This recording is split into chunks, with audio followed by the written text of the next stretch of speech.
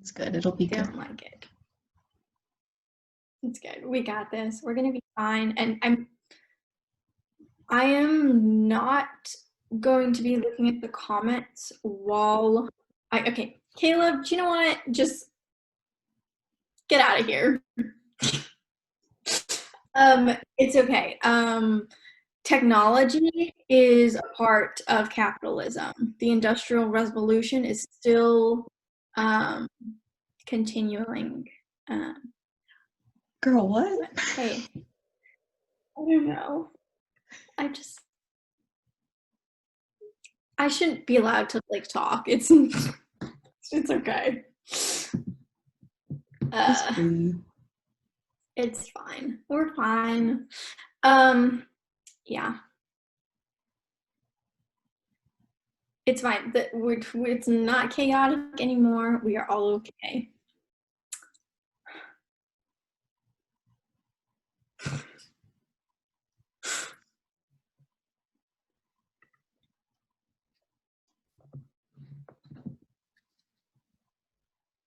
I think we could probably start at like 7:05.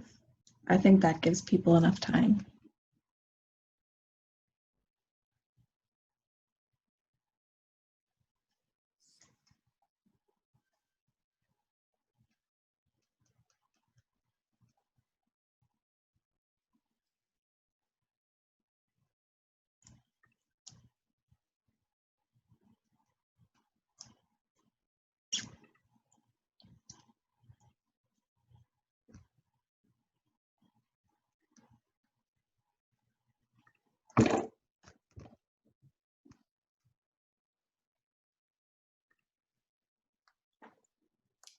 Some fun facts about us. Autumn, you go first. I've already made myself look like a dumbass like 8 times today.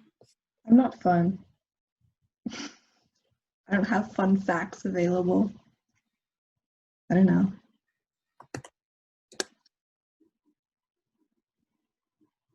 Do y'all have any cool like dinosaur facts we could just like spout off? Well, I, thought the Loch Ness Monster was a dinosaur. I was very convinced. You are the Loch Ness Monster. I'm not a megalodon. I'm so much prettier. Megalodons are pretty. I mean, I feel like, wait, I am a megalodon. I just, they have big jaws, and I talk a lot, and I can eat men. Okay.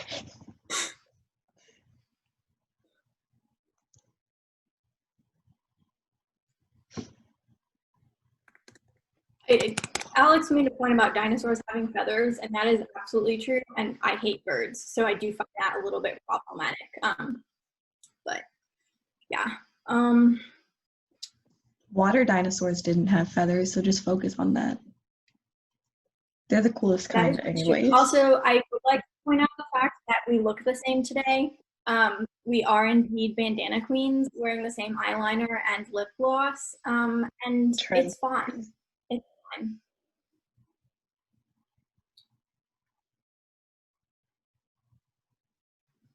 I'm trying to find the name of that one big turtle dinosaur we found that one day.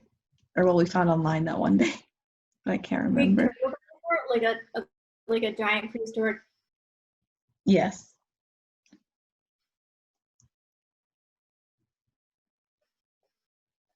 That's true, Shelby. But think about parasaurolophus.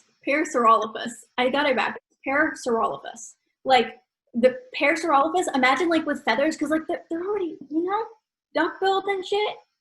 That would be amazing. I don't think Megalodon had feathers. I think that would not be cute. Any other fun facts about us? Or about anything?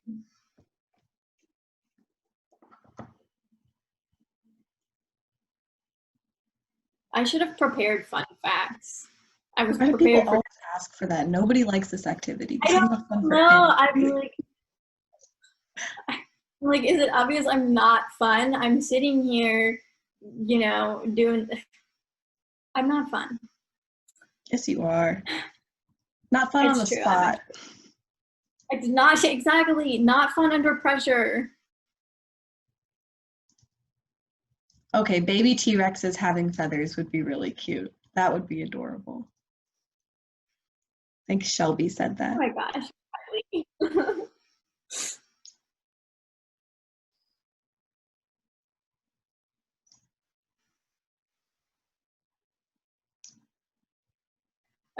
Okay. Iris wants me to go climbing. Iris is my childhood best friend, just hopped on this call and keeps trying to convince me to start dating someone so we can go on double climbing dates. If that's not a fun fact, I don't know what is. I'll go with you. Full exposure for Iris.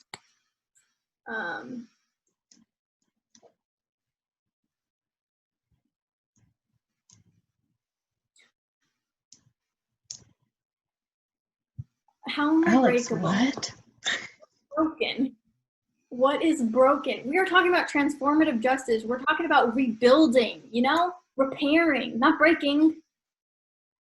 Oh my God, we could have used like a Transformers graphic to promote this, and we didn't even think of that.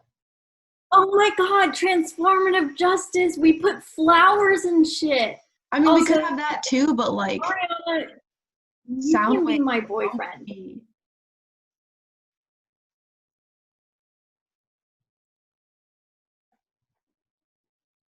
Should have thought of that. Okay, it is 7:03. We're gonna wait 2 more minutes.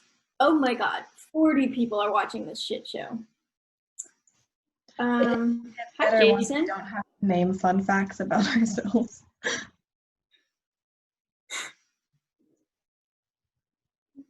All right, we're gonna keep a tally of how many times Raphael says "let's go" tonight in the comments. I need someone to volunteer for that position. I feel like he should be limited to like 2. And then it's excessive. That is not. You are oppressing him. You can't do that to my boy over here. I just won't. Alex can make the call. She's the moderator.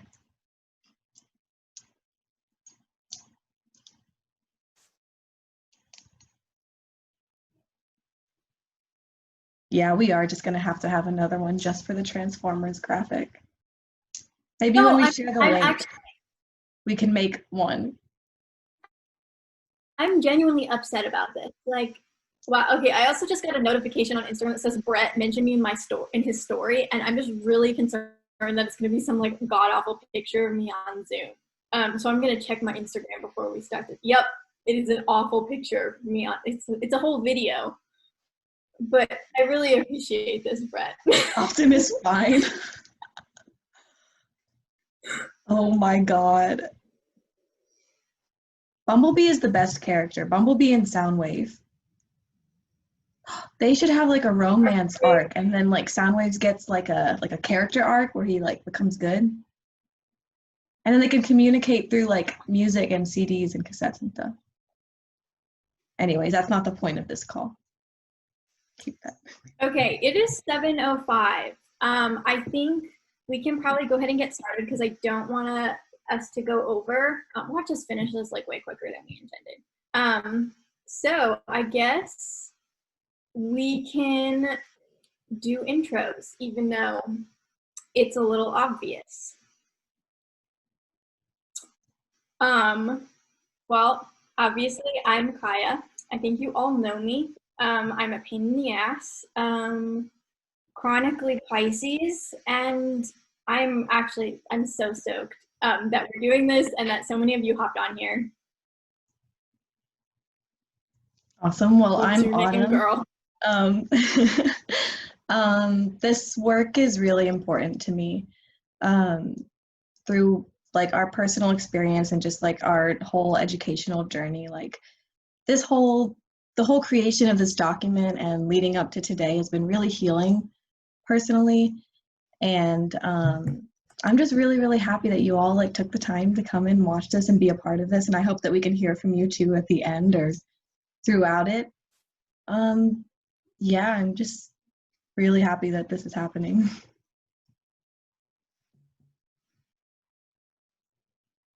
Yeah, I'm just, yeah, super stoked. And you know, this framework came from hours and hours of work and shitty experiences and empowerment. I mean, this framework is like our baby. We call it the document TM, and this, like, introducing it to all of you guys and like putting it out there for the world to see, it feels like our baby is going to college, honestly. Mom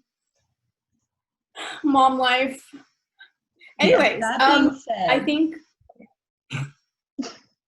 yeah, but this is just a framework, like, in all honesty. By no means are we anywhere near experts on transformative justice or abolition. Like, we still are learning and are continuing to learn so much about this. So, like, take everything with a grain of salt, of course, with your own experiences and your own education.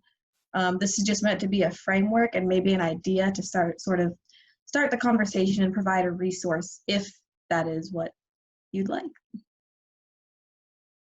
yeah, for sure. And just you know, when we're thinking about this, knowing that what Autumn and I are working on is survivor-centered transformative justice. We aren't speaking for all survivors and what they want in terms of justice, and we aren't speaking for all abolitionists either.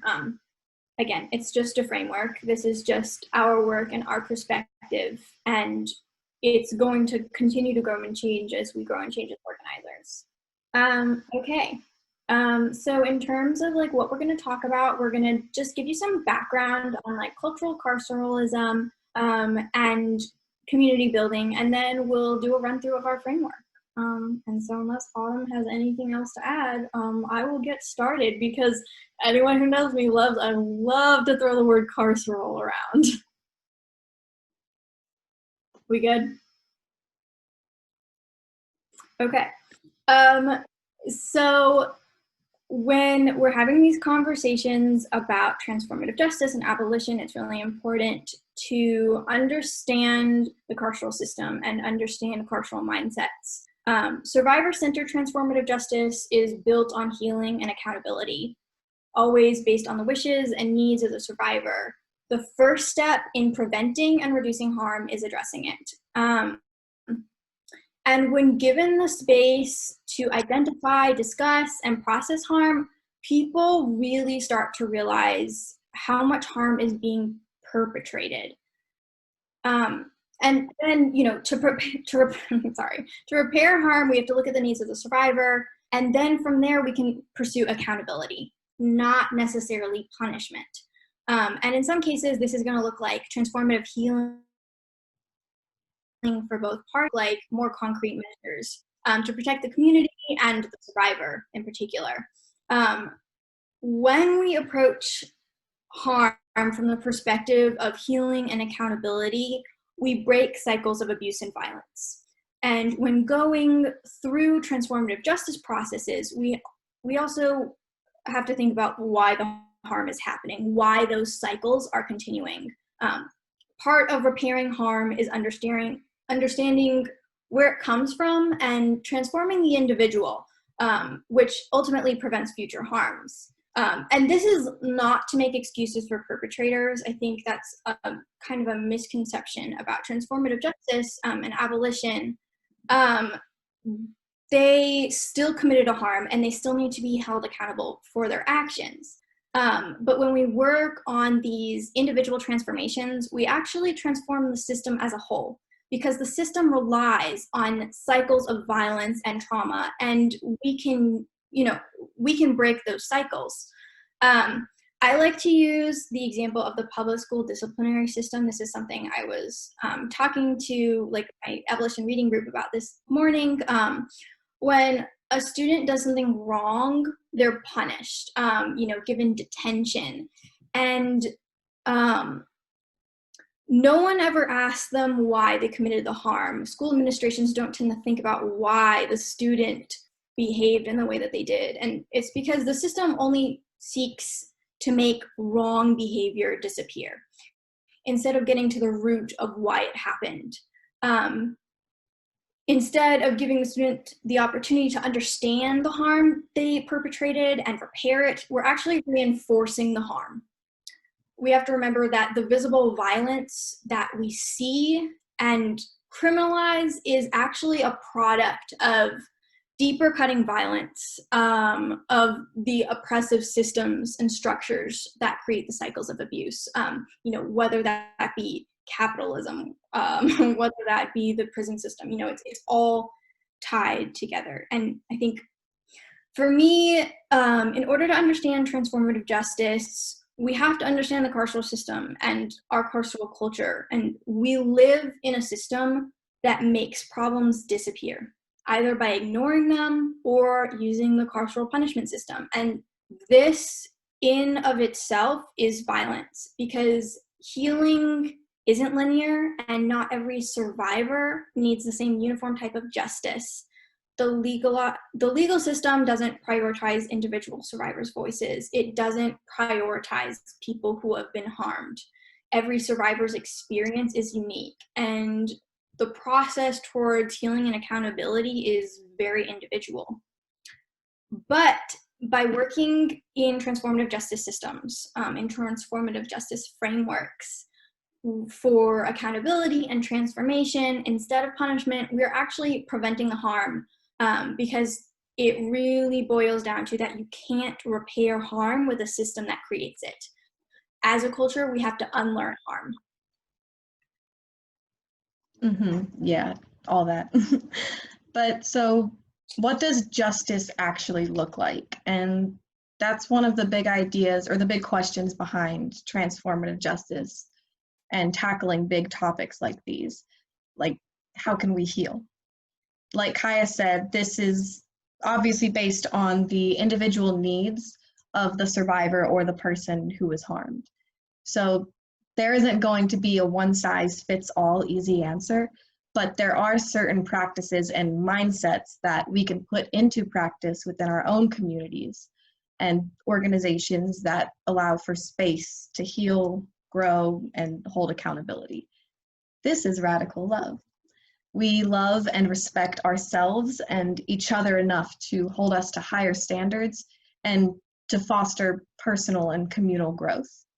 So the idea behind transformative justice is that prisons in all their forms, so like even the educational system like Kaya was talking about represents a prison. The way that we interact with each other often reflects that carceral mindset, and all of that has to go. And we want it to no longer even become a thought. We want to create welcoming environments that work to prevent harm from occurring in the first place and that allow for genuine conflict resolution when it does occur. Because we're all human, we all commit harms, and we can't stop that from happening ever. But what we can do is make better practices and spaces that allow us to heal and grow from that and continue to improve. And we can we can fight for our state systems to stop reflecting that carceral punishment. But for now, we need to focus on our communities and what we can do here now. So what we want to do is separate the internalized reactionary pull towards punishment from what justice actually represents. So justice doesn't mean creating more cycles of harm and trauma. It means altering behaviors and systems towards what best supports our communities and each other. It means survivor-centered safety. And that's, like we've been saying, what this document aims to do, to just provide a framework for what the baseline might look like in our own organizations. And like we said before, we're still learning and by no means experts on transformative justice. This is just based off our experiences and our education, and we hope that it can be helpful in whatever way it's needed, if at all. So let's walk through. So we're gonna go through the framework. I'm going to share my screen and hope that no horrible technical difficulties happen in the process, because as you guys can see, I am not a killer with technology. Okay, I'm just gonna, oh God, no, it's me. Can you see, can people see? Alex, just shoot me a text and let me know if you can see my screen. Okay, cool. So we kind of, we made this statement on like safe organizing spaces, and just to kind of put into context how this transformative justice framework and this transformative justice movement fit into other conversations in organizing spaces. And also, you know, how those organizing spaces are still part of the carceral system. I don't think we need to read it all just because there's a lot going on there. Okay, so when we're talking about preventing and repairing harm, it's really important to define harm. If we don't understand what harm is and where it's coming from, it's going to be really difficult to properly address it and repair it. I'm not going to go through all of these terms and definitions right now. It's a lot to take in, but I really hope some of you will take the time to kind of go through that. And, you know, sometimes just thinking about these things can be a learning moment. The harm prevention resolution framework is built kind of around the harm prevention team, who will carry out our accountability protocol system. So the idea is for each org to have an HPT to address these issues. You know, the legal system doesn't recognize a lot of different types of harm, and often jeopardizes survivors, particularly as we're having these conversations around systemic racism, looking at how Black survivors are treated in the justice system. The system isn't there to serve most of us. And so we have to work together as a community, like Autumn was saying, to build these systems ourselves are actually functional and stop the problems before they happen. Really, as Angela Davis would say, get to the root of it. So as far as the system, and Autumn, if I kind of skim over something that you want to emphasize, like just interrupt me. The system includes the accountability protocol, which Autumn will go over in just a second. You know, we're using the word chapters because of the org we kind of originally built this framework for. But, you know, depending on the size of the organization, of course, you know, really small organizations probably will only have like 1 or 2 HPT members, but greater than 20, you know, you could have 3 to 5, you know, a whole team of people. They can't hold leadership positions. That brings forward a conflict of interest a lot of the time. And most importantly, the team should be composed of survivors, and the team should also resemble the organization. The harm prevention team is not just dealing with issues of the sexual misconduct nature. You know, we also need to be discussing racism and homophobia and transphobia. And the fact is, you know, Autumn and I would never try to handle a situation, you know, involving racism types of harm because we can't necessarily understand that harm. And so it's important for the harm prevention team to represent the people in the organization. And then an anonymous reporting system, this is something that's really important to me because a lot of the time survivors don't report because they worry about their safety and they worry about being ostracized. And so by giving them an anonymous reporting system, we're giving them a chance to share their voice without feeling the pressure of disclosing their identity. Then we can communicate with them and give them options for what they can do. And then once they feel comfortable, if they feel comfortable, they can give us their name and we can, you know, pursue whatever. The harm prevention team should have a list of resources for their city, both in terms of legal services and survivor services. Before an official complaint is lodged and an investigation process is started, the complainant, the survivor, must be going through all of the options, and that includes, you know, options for how it can be handled within the org, but then also options for how, you know, they can get services outside of the org, whether that be at an organization like Safe Alliance that has a lot of resources for survivors, or actual legal action. And one thing we really wanted to emphasize is also that HP team members can always accompany survivors. That's something that Safe Alliance does that I really appreciate, so that survivors never feel like they're alone. If the complainant wants to pursue an investigation, they have to make an official complaint. That way the HPT doesn't pursue anything without the survivor's explicit permission. And then just some like details about like, the timing of these things, just so that we are making sure we're being as transparent as possible throughout the process without ever jeopardizing the survivor's confidentiality or the survivor's trust. And we have the limits and responsibilities of HPT team members because we want to make sure that this process is entirely survivor-centered, and that means never taking a single action without the survivor's explicit consent. So, never breaching the boundaries of the survivor, only giving the survivor enough guidance that they feel confident in decisions they have to make regarding their case, and never so that they feel pressured by the HPT. And then another thing, like we kind of just talked about in the system, is just like getting comfortable with the uncomfortable, which is that, in these conversations, there's difficult things that are brought up, and the harm prevention team needs to always be prepared to have those difficult conversations, because the fact of the matter is sometimes you're going to learn that your friend has harmed someone, and you have to still be able to always believe the survivor and always be present for the survivor, and guide the survivor through, a healing and accountability process to the best of your ability. I think we can leave it at that for that, just so we don't, go on forever. And so this is the accountability protocol. All right, before I go into that, I just want to make sure everybody's doing okay and just kind of check in.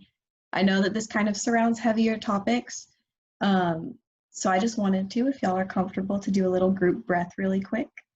So just breathe in and out. Okay, now we can keep going. I just wanted to take a little pause right there. All right, so accountability protocol. This is kind of where we typed out specific procedures that could be adopted if your organization or your community so chooses. So what do we do once someone's accused of harm specifically? Like we've been saying, the focus on this is transformative and restorative justice and healing. This also does not mean that we allow abusers to maintain space in our organizations. So just a few points to remember: that our goal is to protect the complainant, so the person who brings forward the complaint about the harm committed, as well as other members of our group. Our goal is also to center non-carceral solutions and to identify and carry out what needs need to be done to prevent that harm from occurring again. So this can include identifying what support the subject needs, so the person who the harm was brought against, the accusation of harm was brought against, what they need to alter their behaviors, depending on how the complainant feels and the type of harm that was committed. Transformative justice is not an excuse to allow abusers to stay in the community. It just provides a framework for alternative measures. Yes. So, like we've been touching on this whole time, healing is not linear. So this process may and probably will be difficult and bumpy. So it's good to be prepared for these sort of processes not to just be easy and just simple solutions. It usually requires a lot of team effort with the entire group or just the people involved, but regardless, it's usually not easy. And that's okay. That's just kind of how it is. Like, we're humans and we're messy and things just don't come naturally. All right. And then one important point too is that an individual who is harmed is also capable of committing harm. But just because someone has been harmed doesn't mean it's an excuse to harm others. People are complex. So now we're just going to go into the specific procedures that we were thinking for the protocol. One, listen to the individual's complaint by the guidelines that Kaya just went over. And if requested by the complainant, set up a mediation meeting to openly discuss the issue between the separate parties in a safe and moderated session. If the complainant does not want to do this, don't force them. This isn't the place of the HPT. This is only if they request help in moderating. And it's our responsibility to let them know that this is an option if that's what they so choose. But this will also remain centered on the person who is harmed. They get to drive the conversation. They get to make all the decisions. They're in control. And it also will be at their pace. Also, the mediators should be trained professionals. It shouldn't just be people who maybe have done some research or just think that they maybe are in a position where they can help work out conflict because maybe they've done this before with their friends or something. No, it has to be people who are qualified and genuinely have experience and training in mediation, because the last thing we want to do is open this up as a thing that causes more harm and more difficulty. So education is a very big part of this, and training. Also, if requested by the complainant, ensure that the subject and the complainant never have to interact in the same space. Some people don't want the person who is accused of harm to be kicked out of the organizing space, but they would also prefer not having to work with them, and that's totally okay. Like we said, this is all centered on the person who is harmed. And also, if requested by the complainant, to provide readily available resources for healing and help outside of the organization. So either compiling a list of different resources that they can use or pointing them in the right direction to someone who might know better or be able to help them, but just make sure they know all of the resources that are available to them, even outside of the HPT. And if able to, focus on healing and repair. Some alternative measures to approval, if approved by the person who the harm was committed against, could include all of the things that we listed there. So various forms of apology, temporary removal or probation, counseling, attending workouts, and sometimes, as we've discovered, sometimes call-outs are what's needed. Call-outs aren't necessarily punitive or carceral. Like, a lot of times they're a last resort that just have to happen because no other attempt at healing or conflict resolution has resolved the issue. But the goal is to hopefully move on from that, or if needed, deplatform someone because they are genuinely unsafe to other people. And that's just unfortunately sometimes how it is.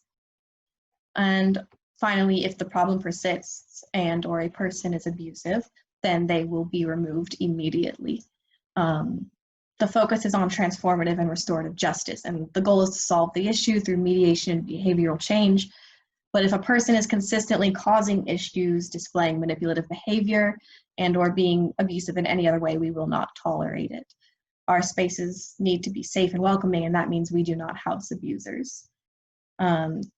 This removal can occur in a private and formal way, usually with some sort of issuance in writing, just for records and proof and just for safety. Yes, so that's the protocol. It can be loosely adapted to your organization or your personal needs. That's just available if you so choose or need it or need something similar. And then the last thing that I'm going to talk about this template is the harm education. A big part of this is educating ourselves and learning as much as we can. It's not enough to just experience something, although that is important and that is very valid. It's important that we educate ourselves with resources that are available to us, so we don't continue to cause harm, and so we move forward with healing in the most proactive and effective way.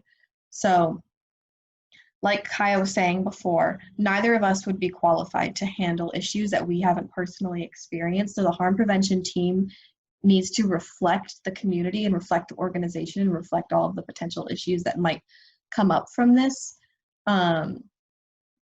So it also needs to hold a space for women, non-binary, BIPOC people to explain to others how they feel invalidated if they so choose. We should also provide a space to educate on this policy and be educated by people who know what they're talking about, both through experience, lived experience, and education.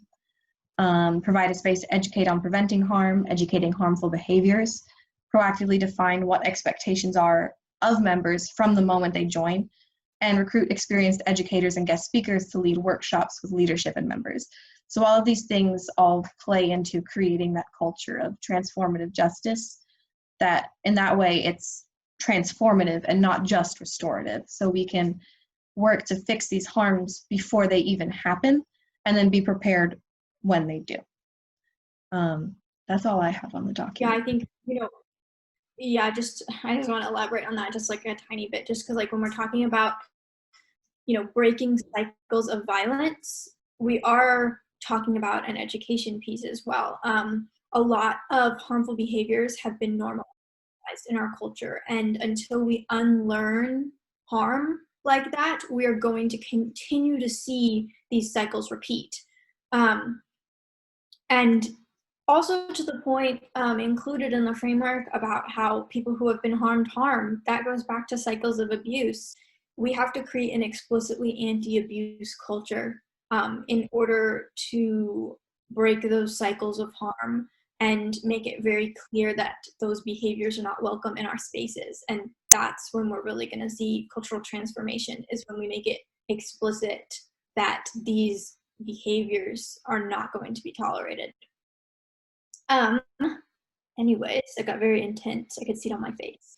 The last thing we included in the framework, I have this part here that just says like resources for your city. And since this is like our template doc, I didn't include anything for Austin, like our Austin like version of this doc. We included Safe Alliance, Survivor Justice Project, and Texas Advocacy Project.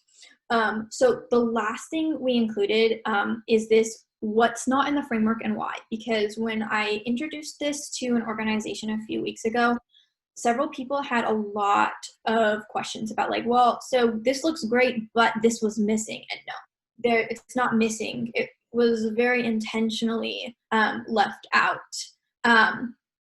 Again, this is a framework, and so it may leave some questions unanswered, but we were very intentional with how we did this, because the fact is, when you have carceral step-by-step systems for dealing with harm, the survivor tends to be invalidated because no survivor's experience is uniform.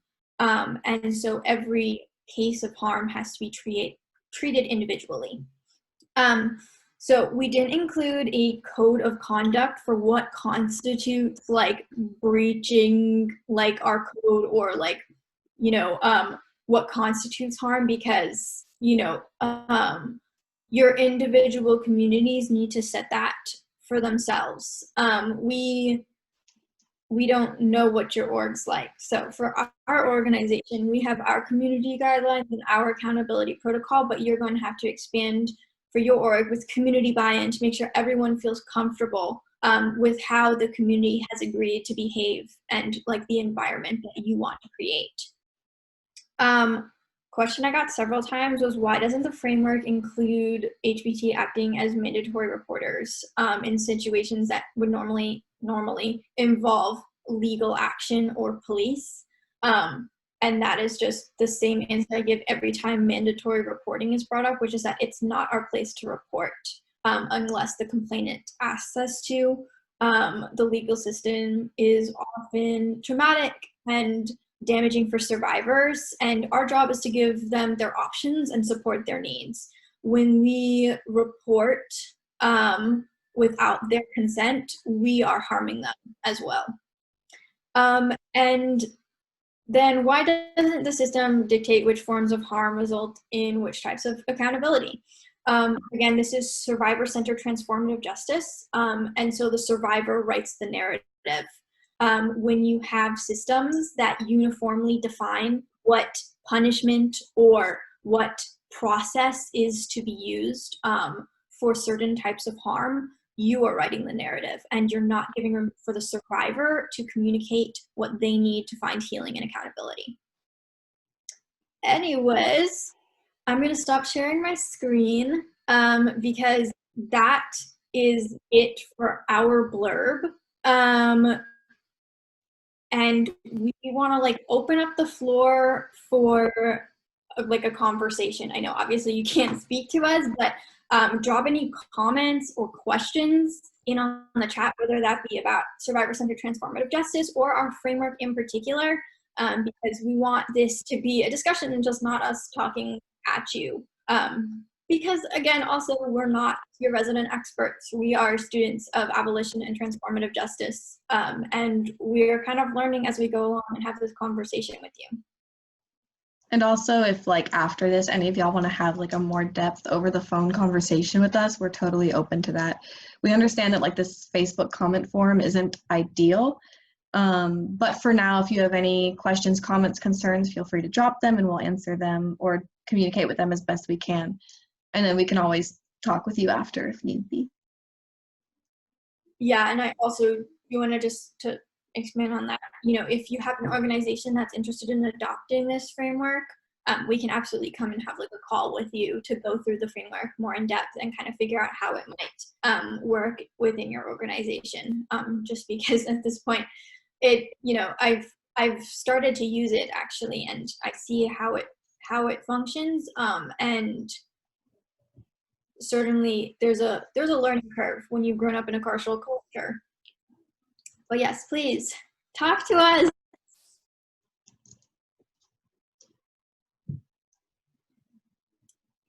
Please don't just make us sit here, guys. I also know that was a lot to take in, and so like if you need a minute to just like, maybe we can take another breath, because again, this is a heavy topic and it's a lot to take in. I know a lot of you aren't new to the transformative justice, but when you are new, it kind of feels like you're being hit by a wrecking ball, because it's just so very different from the culture we've grown up in. So, okay, we have a question. Never mind, no breathing. Ben said, how is the harm prevention team formed? I may have missed this, but is there a formal process for its formation, a set amount of numbers, etc.? So again, like we've been saying, this is a framework.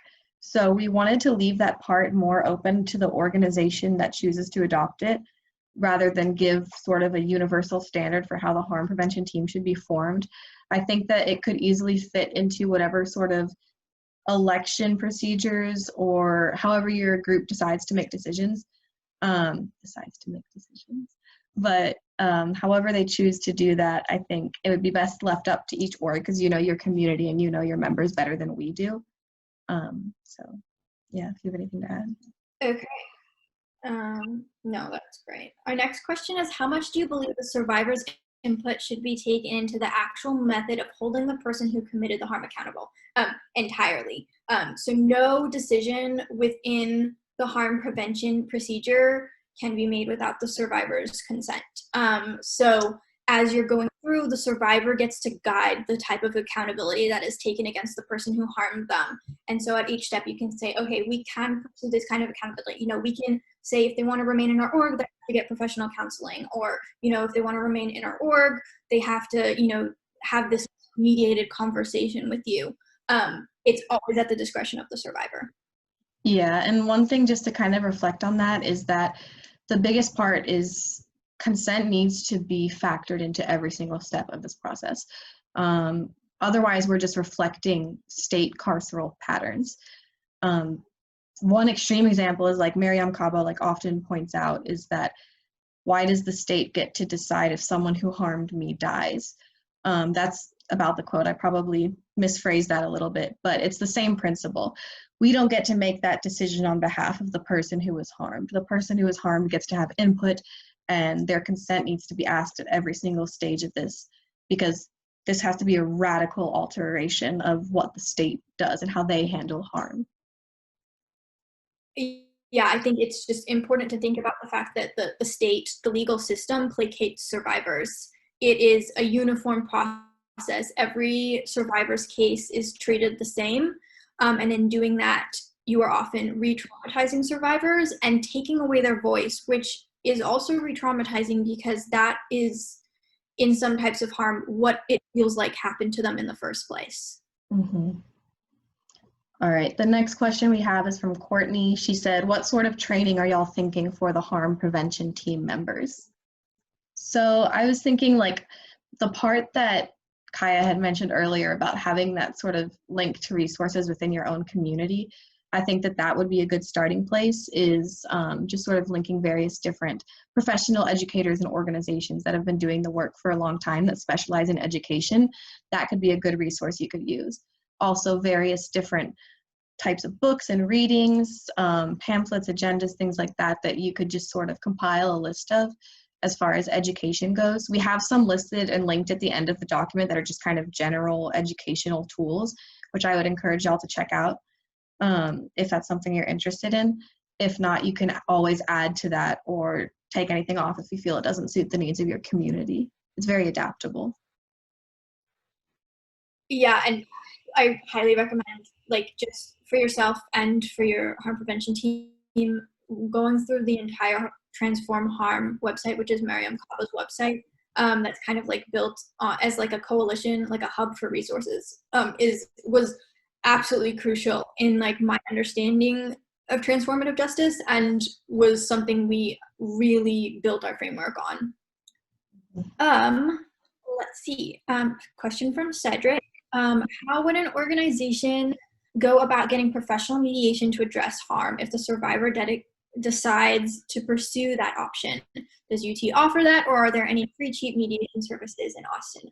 Yes. So I don't know about UT specifically, actually, other than like confidential advocate services, but as far as mediation and legal assistance goes, Texas Advocacy Project provides all of those services for free in general.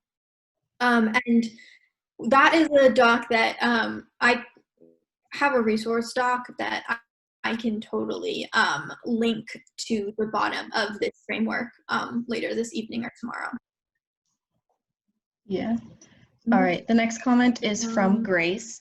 She says, how would you recommend handling a situation where a survivor anonymously reports someone but doesn't respond to any follow-ups or contact with the HPT? Yeah, that's a very, very good question. That's one that like we have had to be, we've sort of come in contact with recently actually, and that's one of the trickier situations. And like we said, healing isn't linear, it's messy. This kind of stuff is going to get difficult surrounding those things. But honestly, like we've been saying, it depends on the needs of your community and organization. You'll have to make that call with your own HPT or your own group or your own community. But I think that a lot of times survivors or people who are harmed report anonymously and then don't go through with the process because, one, they're afraid of being harmed more, or they are afraid of being harmed by the person who is either currently or has committed the harm against them. And that's a tricky thing to deal with. I think that you just have to take what they say very seriously, even if they don't want to be involved in that process. I think that you should still try to go through the harm prevention process as well as you can without having the survivor involved if they so choose not to be involved. Yeah, I've definitely, yes, I've had to deal with a few of these situations, and they're really hard because this whole conversation we've been saying, it all has to be done at the discretion of the survivor. And I do think, something you can also do is, since there's going to be an anonymous reporting format, you can put like a box that they can check that says like, I don't want to be involved in this procedure. And that is them giving you their consent to still go through with a process, even if they're not involved in it. Because again, this is a survivor-centered process, and if the survivor doesn't want to be involved, it's not our job to force them to be involved. Okay, next question. How would you recommend going about building trust between a survivor and the harm prevention community? Yeah, well, so that goes hand in hand with the last question, which is, giving them the opportunity to be anonymous, and then giving them resources, giving them choice, and then proving that based on their choice, you're going to act based on their wishes. And when you're going to lose trust of a complainant is when you do something without their consent, or when you don't do something that's in line with their wishes. And, sometimes you're going to have difficult conversations with a complainant, and you're going to have to say, like, we have to, think about what the options are, and we have to think about the implications. And, like, those conversations are going to be difficult. But if you are holding space for the survivor every step of the way, and you are, asking them what they need instead of telling them what they need, you're going to build that trust. Yeah, also to build off of that, another big part of that, because this goes a lot deeper than just like the HPT, like building trust takes proving that you're trustworthy. And a lot of that includes radical solidarity. And that means not engaging in transactional activism. Be involved in your community because you genuinely care about your community. That's how you build trust. And that will reflect itself through everything that you do if that's something that you truly believe in.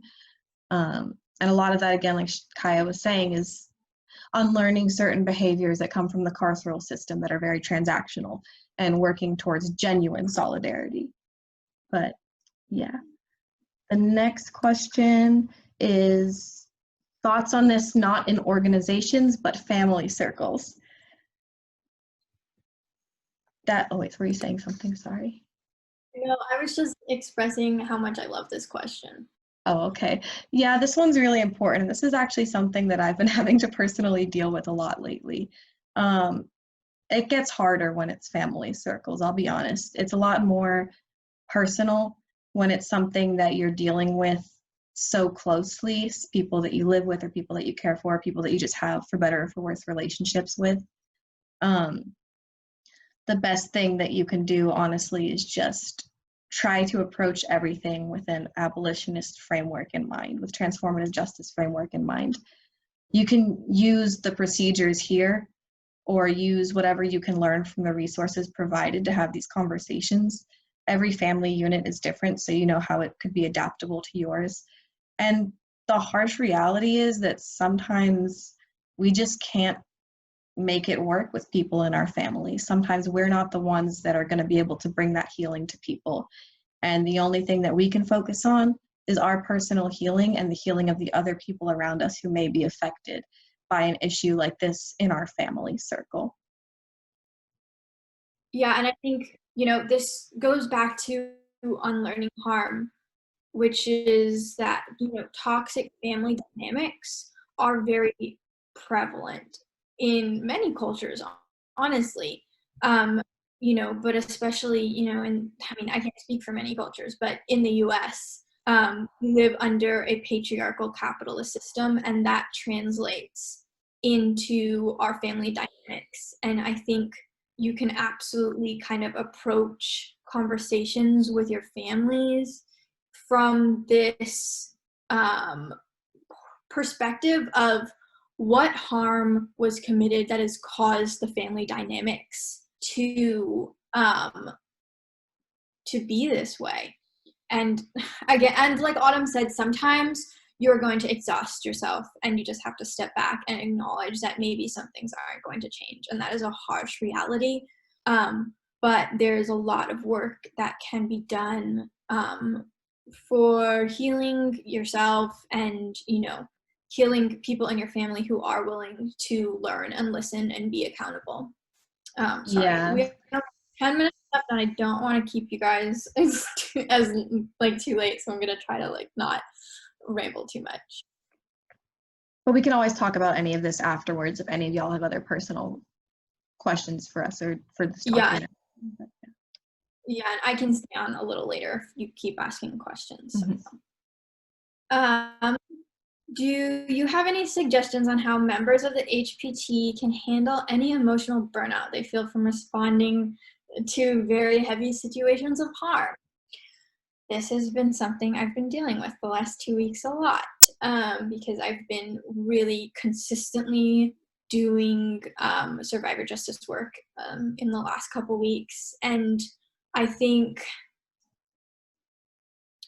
you have to just take days where you say, I am not going to be a part of this. You just have to know there's going to be a day where you just turn these issues off in your mind, because the fact is, if you're thinking about these constantly, secondhand trauma is very real. And if you're constantly hearing stories about the awful things that have happened to people, it's going to start to actually really weigh on you. And so you do have to step back and just understand that you are mortal and you're tangible and these things will physically weigh on you. And it's I'm like not qualified to speak on this at this point, and I'm so bad at taking a step back. But the fact is, when you're dealing with something as heavy as harm, you have to just be willing to acknowledge that you can't handle it forever, and you just have to stop thinking about it completely sometimes. Mm-hmm.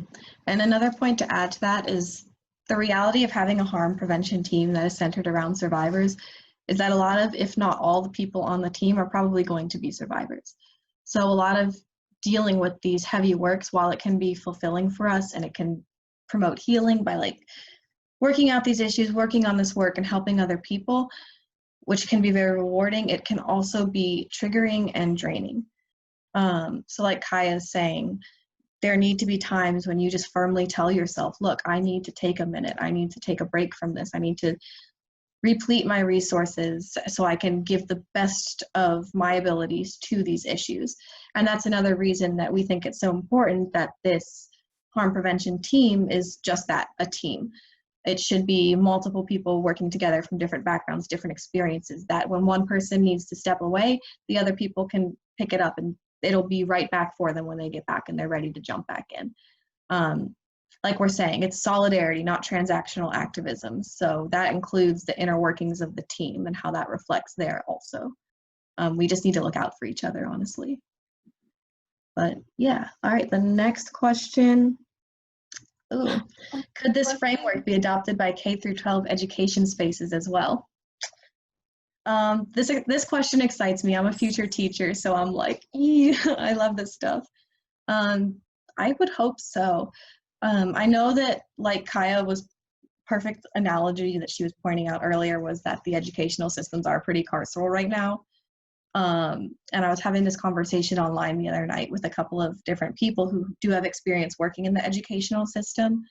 The amount that this would be allowed to be adopted as of the current state of the educational system is like really, really small because it does reflect harmful patterns of the carceral state. But I would like to adopt something like this or processes like this in my own classroom, and I would encourage other teachers to maybe do the same thing. However, they're able to work it in with their own ISD and administration. But I would love to see that. That would be so beautiful. Yeah, I think not reporting to kind of the carceral like punishment system within school administrations is absolutely something teachers should be doing to the best of their ability, because the fact is school administrations aren't built to heal harm. And I'm thinking in particular, I went on a Twitter tangent about this recently. School counselors aren't usually hired to help people to heal harm. They're hired to make problems go away. As Angela Davis would say, prisons don't disappear problems, they disappear people. And that is very much what the school system does. They rely on detention and expulsions, and they never get to the root of what's going on. Why do you think a 12-year-old is acting out? Like, what do you think is going on in their life that they feel the need to hurt someone else? Like, there is a very clear path to accountability for kids, and we need to start teaching them about transformative justice, even if we're not calling it that, from the time they're in kindergarten. We have to start teaching them what accountability versus punishment is. Accountability and punishment are completely different things. Accountability is taking responsibility for the harm you committed and taking the necessary actions to repair that harm. Punishment is actually just reinforcing the harm and teaching them that no one is going to help them, because the fact is, in K through 12, harm that's committed is often a cry for help. Mm-hmm. Yeah, also it's just Raphael is down here helping me. But also it's creating that culture within your classroom that lets students know that they don't need to be afraid of punishment, but they should be personally concerned with accountability, like Kaya was saying, because they genuinely want to do better and act better rather than they're afraid of something like detention. So like personally in my classroom, whether I can explicitly say it or not, I will want it to be known that detention is not ever going to be a punishment that's on the table, as much as I can control. It's just that punitive sort of punishment is, like Kaya was saying, detrimental. And if the space that you create within your classroom is welcoming and safe enough that students know that from the moment that they enter in, I think that you'll see a lot more success and thriving in personal health and also academic performance. Also, the fact that when students lose trust in the system because they are punished or because they are outed by counselors to school administration or outed by administration to their parents, they're losing trust in you, and they're losing trust in that people will be there to help them. And that sends them into a cycle of violence themselves because it feels like the harm they've experienced and the harm they've committed is inescapable. And yes, I will marry you, Alex. Me too.